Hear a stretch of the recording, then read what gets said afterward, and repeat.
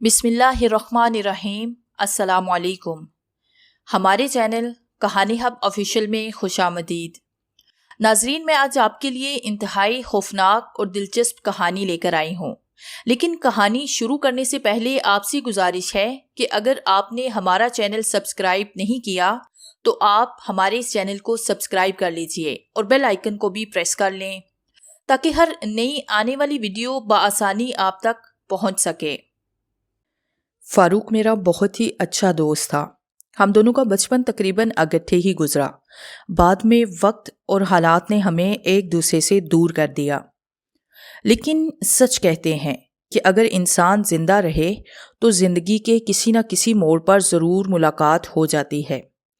تقریباً 20 سال کے بعد فاروق سے دوبارہ میری ملاقات راولپنڈی میں ہوئی۔ میں ملازمت کے سلسلے میں راولپنڈی گیا تو وہاں مجھے فاروق اس حالت میں ملا کہ وہ مجھے پہچان ہی نہ رہا تھا۔ بال بکھرے ہوئے، شیو بڑی ہوئی اور جینز کی میلی سی پتلون پہنے ہوئے، ہستہ خال سی شرٹ اور پاؤں میں پھٹے ہوئے جوتے، وہ ایک فٹ پاتھ پر بیٹھا ہوا تھا۔ میں نے ذرا غور سے دیکھا تو میں نے اسے پہچان لیا کہ یہ فاروق ہے، جو کہ میرا بہت ہی گہرا دوست تھا۔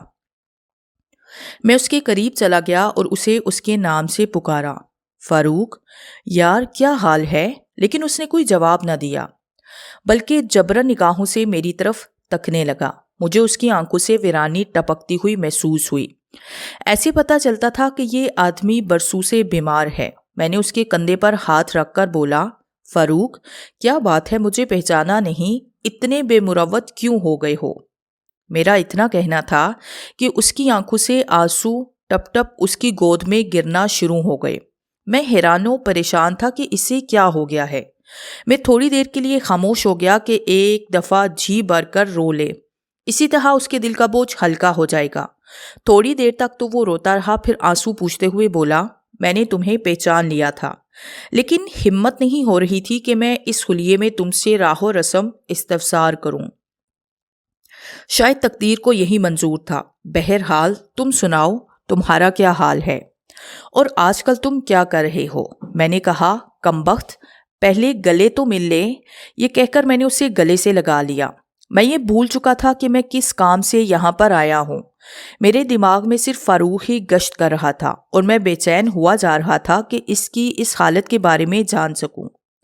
میں نے اس سے کہا، چلو کہیں بیٹھ کر چائے پیتے ہیں۔ میں اس کو ساتھ لے کر ایک چھوٹے سے ہوٹل میں چلا گیا۔ میں نے چائے کا آرڈر دیا۔ چائے آنے تک ہم دونوں بالکل خاموش رہے۔ چائے آئی اور ہم نے خاموشی سے چائے پی۔ اسی دوران میں دیکھتا رہا کہ فاروق چائے کی ایک چسکی لے کر کہیں کھو جاتا تھا۔ جب چائے کا دور ختم ہوا تو میں نے اس سے کہا، یار یہ کیا حالت بنائی ہوئی ہے، خیر تو ہے نا؟ تو اس نے ایک لمبا سا سانس لیا اور بولا، یہ نہ پوچھو، میں تو برباد ہو گیا ہوں۔ میری بھول اور کرتوتوں نے مجھے یہاں تک پہنچا دیا ہے۔ مجھے ایک پل کے لیے بھی چین نہیں مل رہا۔ خوشیاں تو مجھ سے کوسوں دور چلی گئی ہیں۔ رات کی نیند اڑ گئی ہے، ایک پل کے لیے بھی چین نہیں آتا۔ سمجھ میں نہیں آتا کہ میں کیا کروں۔ کئی بار خودکشی کرنے کو بھی جی چاہا، لیکن وہ بھی نہیں کر پاتا، اور موت بھی شاید مجھ سے ناراض ہے، وہ بھی نہیں آتی۔ مجھے تو اپنے آپ سے نفرت ہو گئی ہے۔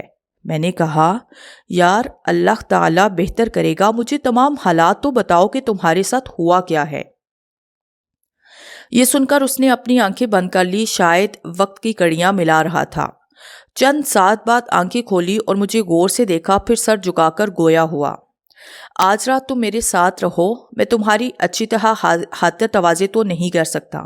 میں نے کہا، یار تو اس کی فکر نہ کر۔ یوں میں اس کے ساتھ اس کے گھر چلا گیا۔ گھر کیا تھا، بلکہ ایک کھنڈر کی طرح جس میں ہر طرف وحشت ٹپک رہی تھی۔ کمرے میں ایک طرف ایک ٹوٹی ہوئی چارپائی پڑی تھی، اس کے اوپر ایک میلی سی دری تھی، ایک کارپٹ کا پیس جو کمرے کے وسط میں بچھا ہوا تھا۔ فاروق نے موم بتی روشن کی کیونکہ رات کا اندھیرا پھیل چکا تھا۔ چلتے ہوئے میں نے 2 عدد برگر لے لیے تھے کہ اس سے گزارا کر لیا جائے گا۔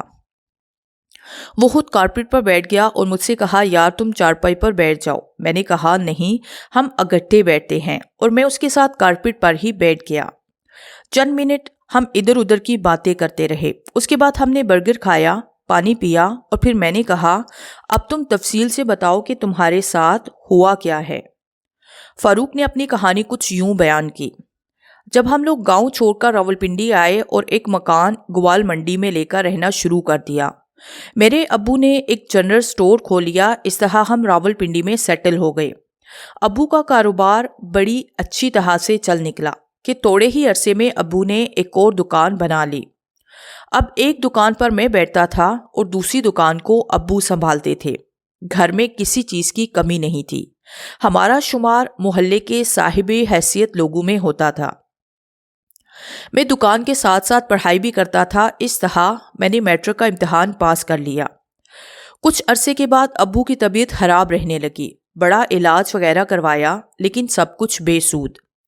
آخر ایک دن ابو ہم گھر والوں کو روتا ہوا چھوڑ کر خالق حقیقی سے جا ملے۔ اب تمام تر گھریلو ذمہ داریاں میری تھی۔ 2 دکانوں کا سنبھالنا مشکل تھا، اس لیے میں نے ایک دکان فروخت کر دی۔ شاید کاروبار بھی ابو کی وجہ سے ہی چل رہا تھا، کیونکہ اب دکان کی سیل روز بروز کم ہوتی جا رہی تھی۔ بعض اوقات تو سارا دن کوئی گاہک دکان پر نہیں آتا تھا۔ جیسے صبح خالی ہاتھ آئے اسی طرح خالی ہاتھ شام کو گھر لوٹ گئے۔ حالات دن بدن خراب سے خراب تب ہو رہے تھے۔ کئی بار میں نے بڑے بڑے عاملوں اور تعویذ کرنے والوں کے پاس بھی گیا،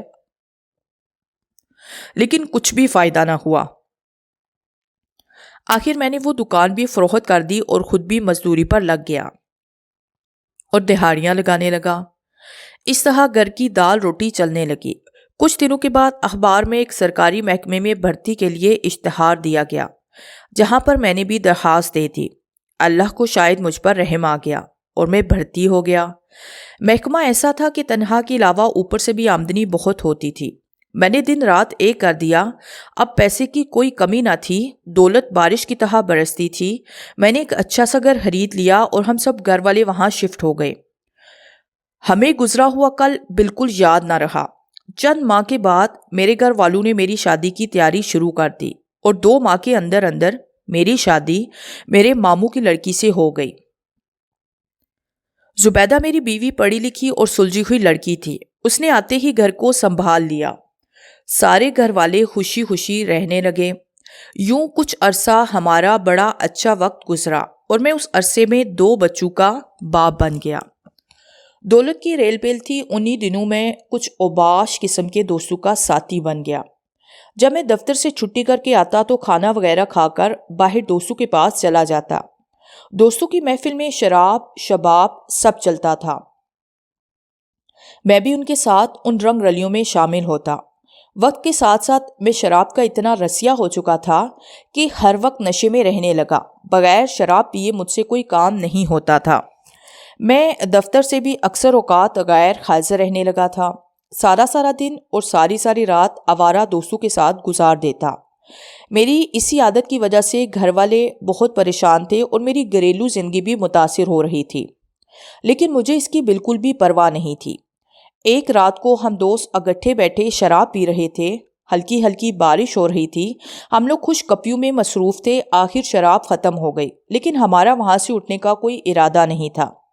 پر شراب کے بغیر وہاں بیٹھنا بھی مشکل تھا۔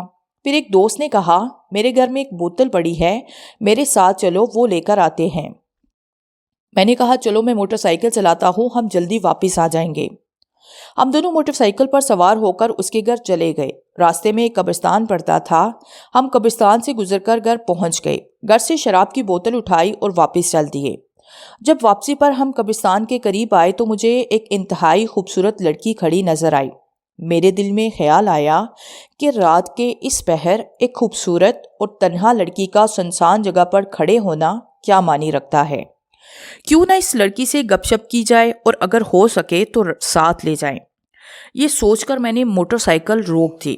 دوست نے کہا، کیا ہوا، کیوں موٹر سائیکل روکی؟ میں نے کہا، شراب کے ساتھ ساتھ شباب بھی مل گیا ہے۔ وہ دیکھو پیچھے ایک لڑکی کھڑی ہے جو غضب کی حسین ہے۔ جب اس نے پیچھے مڑ کر دیکھا تو بدحاس ہو کر بولا، فوراً بھاگو۔ میں زور زور سے ہنسنے لگا اور بولا، یار تو بڑا بزدل ہے۔ اتنے میں وہ زور سے چیخا اور بولا، بھاگو ورنہ مارے جائیں گے۔ میں نے اس کے کہنے پر موٹر سائیکل آگے دوڑا دی اور وہاں سے نکل آیا۔ پھر وہ مجھے بتانے لگا یہ لڑکی نہیں ہے بلکہ ایک جن زادی ہے، یہ کئی لوگوں کو ادھر مل چکی ہے اور کئی لوگوں کی جان لے چکی ہے۔ مجھے اس کی بات پر یقین نہیں آ رہا تھا۔ بہرحال ہم نے وہ بوتل بھی ختم کی اور پھر اپنے اپنے گھر کی راہ لی۔ مجھے گھر پہنچ کر بھی وہ لڑکی نہیں بھولی، وہ میرے خاص پر سوار تھی۔ ساری رات اس کے بارے میں سوچتے گزر گئی اور مجھے نیند نہ آئی۔ صبح ہوئی تو میں سارا دن اسی کے بارے میں سوچتا رہا۔ میں انتظار کر رہا تھا کہ کب رات ہوگی اور میں اسی جگہ لڑکی کو دیکھنے جاؤں گا۔ میں سارا دن اس علاقے میں گھومتا رہا کہ شاید وہ لڑکی مجھے مل جائے، لیکن وہ نہ ملی۔ اب رات کا انتظار تھا۔ آخر خدا خدا کر کے رات آئی تو میں نے شکر ادا کیا۔ میں نے بیوی سے کہا کہ مجھے ایک دوست کے پاس جانا ہے، اس لیے میرے کپڑے وغیرہ تیار کر دینا۔ بیوی نے مجھ سے کچھ نہ پوچھا اور کپڑے میرے استری کر دیے۔ میں نے کپڑے پہنے اور تیار ہو کر موٹر سائیکل سے 9-2-11 ہو گیا۔ کچھ وقت دوستوں کے پاس گزارا، پھر 12 بجے کے بعد میں قبرستان کی طرف چل پڑا۔ موٹر سائیکل میں نے روڈ کی ایک سائیڈ کھڑی کر دی اور خود ایک درخت کے ساتھ ٹیک لگا کر کھڑا ہو گیا۔ ایک عجیب سا ماحول تھا، سہما سہما سا کہ اچانک مجھے پائل کی آواز سنائی دی، جیسے کوئی عورت چل رہی ہو۔ مجھے خوف سے ایک جھرجھری سی آ گئی، لیکن پھر میں نے اپنے آپ کو سنبھال لیا۔ اتنے میں مجھے محسوس ہوا کہ میری پیٹھ کے پیچھے کوئی سانس لے رہا ہو۔ اچانک گھوم کر میں نے دیکھا تو وہی لڑکی کھڑی مجھے دیکھ کر مسکرا رہی تھی۔ گھبراہٹ میں میرے منہ سے آواز نہیں نکل رہی تھی۔ آخر اس لڑکی نے کہا، ڈرنے کی ضرورت نہیں، میرے ساتھ دوستی کر لو، اور ہاتھ میری طرف بڑھا دیا۔ میں نے بھی ڈرتے ڈرتے ہاتھ آگے بڑھا کر اس کا ہاتھ پکڑ لیا۔ مجھے یوں محسوس ہوا جیسے میں نے برف کو ہاتھ میں لے لیا ہو۔ بہرحال میں نے اپنے آپ پر کافی کنٹرول کر لیا تھا۔ اس لڑکی نے مجھ سے کہا، آؤ آگے قبروں کے درمیان بیٹھ کر گپ شپ کرتے ہیں، کیونکہ یہاں کوئی نہ کوئی آ جائے گا۔ میں خاموشی کے ساتھ اس کے ساتھ چل پڑا۔ پھر ایک جگہ رک کر اس نے کہا، یہ جگہ ٹھیک ہے۔ ہم وہاں بیٹھ گئے تو لڑکی نے کہا، مجھے معلوم تھا کہ تم ضرور آؤ گے، کل تم بھاگ گئے تھے، کیا بات تھی؟ میں نے اس کو دوست کی کہی ہوئی بات بتا دی تو اس کی آنکھوں میں ایک چمک سی آ گئی اور بولی، وہ بکواس کرتا ہے، میں ادھر اپنے چچا کے ساتھ رہتی ہوں، میرے ماں باپ فوت ہو گئے ہیں، بہن بھائی ہیں نہیں، چچا مجھے گھر میں بند کر کے رکھتا ہے، اس لیے میں دن کو باہر نہیں نکل پاتی۔ رات میں جب سب لوگ سو جاتے ہیں تب چپکے سے نکل آتی ہوں اور ادھر آ کر ٹائم گزارتی ہوں۔ مجھے اس کی باتوں سے تھوڑا سا حوصلہ ہوا اور میں بھی اس کے ساتھ باتوں میں لگ گیا۔ میں نے کہا، تمہارا گھر کدھر ہے؟ یہ سن کر اس نے کہا، یہ مت پوچھو، اگر میرے چچا کو ذرا سا بھی شک ہو گیا تو پھر ہماری ملاقات نہیں ہو سکے گی۔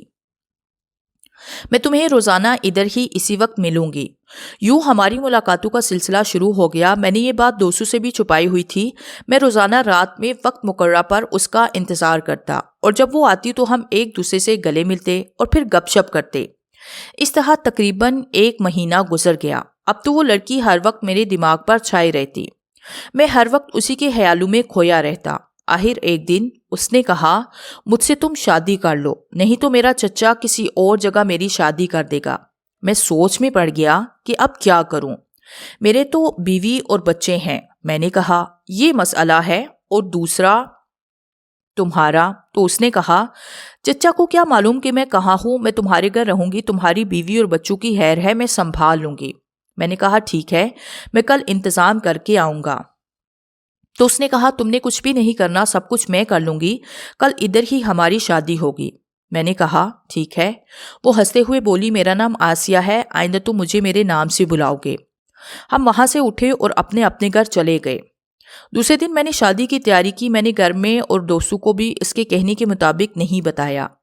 میں اپنے آپ کو بڑا خوش نصیب سمجھ رہا تھا کہ اتنی خوبصورت لڑکی میری بیوی ہوگی۔ وقت گزارے نہیں گزر رہا تھا، مجھے رات کے 12 بجے کا انتظار تھا۔ آخر جب 12 بجے تو میں نے موٹر سائیکل نکالی اور سیدھا قبرستان پہنچ گیا۔ تھوڑی دیر کے بعد آسیہ بھی آ گئی، اس کے ساتھ ایک بوڑھا سا آدمی تھا۔ وہ آدمی مجھے گور گور کر دیکھ رہا تھا۔ اس کے دیکھنے سے مجھے ایک عجیب سا خوف محسوس ہو رہا تھا۔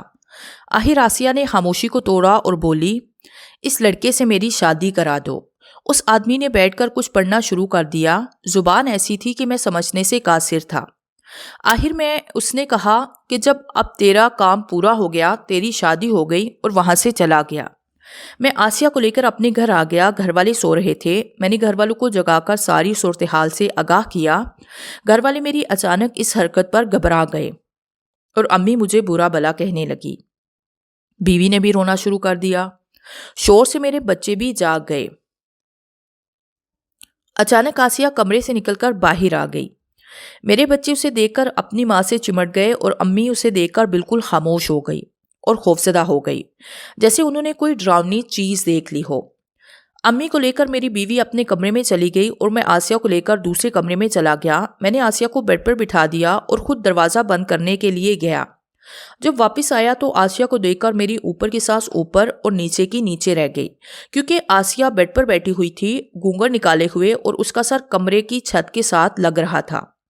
میں وہاں سے بھاگنا چاہتا تھا لیکن ٹانگیں جواب دے گئی کہ اچانک آسیہ نے کہا، کیا ہوا؟ مجھے ہوش آیا تو میں نے آسیہ کی طرف دیکھا۔ وہ بالکل نارمل حالت میں بیٹھی تھی اور مجھے دیکھ کر مسکرا رہی تھی۔ میں نے ڈرتے ڈرتے اس کے پاس کیا اور اسے تھوڑی دیر پہلے والی حالت بتائی تو وہ زور زور سے ہنسنے لگی اور بولی، تمہارا دماغ خراب ہو گیا ہے، آج کچھ زیادہ پی لی ہے تم نے۔ نہ جانے میں کب سو گیا پتہ ہی نہ چلا۔ صبح اٹھا تو آسیہ سو رہی تھی۔ دوسرے کمرے میں جا کر دیکھا تو پتہ چلا کہ بیوی بچوں کو لے کر رات کو ہی اپنے ماں باپ کے پاس چلی گئی تھی۔ میں نے امی کے کمرے کی طرف جا کر دیکھا تو جیسے میری سٹی ہی گم ہو گئی، کیونکہ امی بستر پر بے سود حالت میں پڑی ہوئی تھی اور گلے پر خراشوں کے نشانات تھے۔ میں نے امی کو جھنجھوڑ ڈالا تو انہوں نے بے ہوشی کی حالت میں آنکھیں کھولی اور نیم مردہ حالت میں بولی، بیٹے اس عورت کو گھر سے نکال دو نہیں تو سب کچھ ختم ہو جائے گا۔ اتنا کہہ کر امی کی گردن ایک طرف کو ڈھلک گئی۔ میں نے زور زور سے رونا شروع کر دیا۔ میری آواز سن کر آسیہ بھی کمرے سے باہر آ گئی اور حیران و پریشان نظروں سے دیکھنے لگی اور بولی، یہ کیا ہو گیا؟ میں شاید منحوس ہوں، میرے آتے ہی گھر کی یہ حالت ہو گئی۔ میں نے اٹھ کر آسیہ کو تھام لیا اور کہا، شاید اللہ کو یہی منظور تھا۔ امی کی فوتگی پر بھی میرے بیوی بچے گھر نہیں آئے۔ میں بیوی کو لینے سسرال گیا مگر مجھے ٹکا سا جواب مل گیا اور بیوی نے میرے ساتھ آنے سے سختی سے انکار کر دیا اور پھر بولی، آئندہ میرا تصور بھی نہ کرنا۔ اب گھر میں صرف آسیہ اور میں ہوتے تھے۔ اب ہمارے محلے میں موت ہر وقت ناچتی رہتی تھی۔ پتہ نہیں ہوتا تھا کہ آج رات کس کی باری ہے۔ ایک دن صبح جب میں سو کر اٹھا تو آسیہ کے منہ پر خون لگا ہوا تھا، جیسے کہ کسی کا خون پی کر آئی ہو۔ میں نے آسیہ کو اٹھایا اور اس کی حالت کے بارے میں پوچھا تو وہ ہنس کر بولی، یہ کیچپ ہے، میں نے تمہیں ڈرانے کے لیے لگا لیا تھا۔ جب میں نے غور سے دیکھا تو وہ واقعی کیچپ تھا، لیکن دل نہیں مانتا تھا۔ اب مجھے بھی آسیہ سے خوف آنے لگا تھا، لیکن میں نے اسے محسوس نہ ہونے دیا۔ ایک رات اچانک میری آنکھ کھلی۔ ایسا خوفناک منظر دیکھ کر میرے رونگٹے کھڑے ہو گئے۔ آسیہ کی جگہ بستر کے اوپر ایک بہت ہی بڑی چمگادڑ بے سود پڑی تھی۔ اچانک میرے منہ سے چیخ نکل گئی اور جب میرا خاص بحال ہوا تو اب چمگادڑ کی جگہ آسیہ لیٹی تھی۔ آسیہ نے بھی اب بھانپ لیا تھا کہ مجھے اس کی اصلیت کے متعلق پتہ چل گیا ہے، تو وہ زور زور سے کہا لگا کر بولی، اب تمہاری خیر نہیں، میں تمہیں ترپا ترپا کر ماروں گی۔ تم نے کئی لڑکیوں کی زندگی خراب کی اور نام دیا عشق کا۔ میں اس کی شکل دیکھ کر خوف سے بے ہوش ہو گیا۔ جب ہوش آیا تو آسیہ غائب تھی۔ میں نے اس سے جان چھڑانے کے لیے گھر بیچ دیا، سارا سامان بیچ دیا۔ اب یہ کھنڈر میرا گھر ہے۔ ادھر محکمے والوں نے مجھے نوکری سے نکال دیا۔ اب میں صرف زندہ ہوں تو اس تعویذ کی وجہ سے جو میرے گلے میں موجود ہے، ایک پیر صاحب نے مجھے دیا تھا۔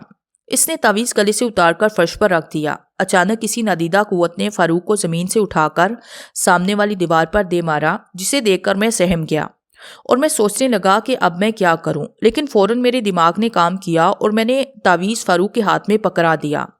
اس کی حالت قابل دید تھی۔ ہوش آنے پر اس نے بتایا، یہ میری زندگی ہے، پتہ نہیں کس گناہ کی سزا بھگت رہا ہوں۔ میں نے اسے مشورہ دیا کہ پیر صاحب سے رابطہ کرو جنہوں نے تمہیں یہ کارآمد تعویذ دیا تھا۔ یہ سن کر وہ بولا، میں کئی بار پیر صاحب کے پاس گیا مگر پیر صاحب اب اس جگہ موجود نہیں ہیں۔ اب تو اس سوچ میں ہوں کہ کاش فوراً میری زندگی کا خاتمہ ہو جائے۔ صبح ہو چکی تھی۔ دوبارہ اس سے ملنے کا وعدہ کر کے میں چلا آیا، مگر اس کے بعد میری ہمت نہ ہوئی کہ میں اس کے پاس جاؤں۔ اب پتہ نہیں کہ وہ زندہ بھی ہے یا نہیں۔